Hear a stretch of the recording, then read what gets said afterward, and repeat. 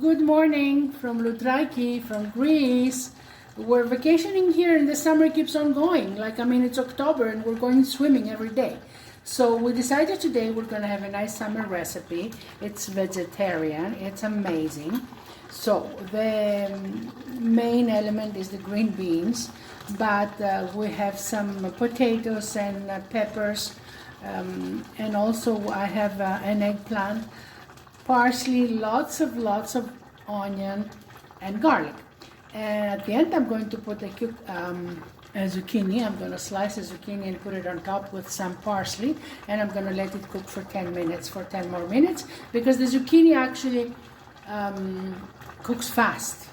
So this is a traditional Greek recipe that everybody makes in the summer because there's plenty of green beans available. And it's delicious, actually. It's delicious.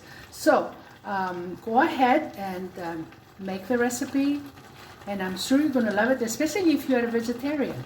So this is Lisa, everybody, with my green bean medley.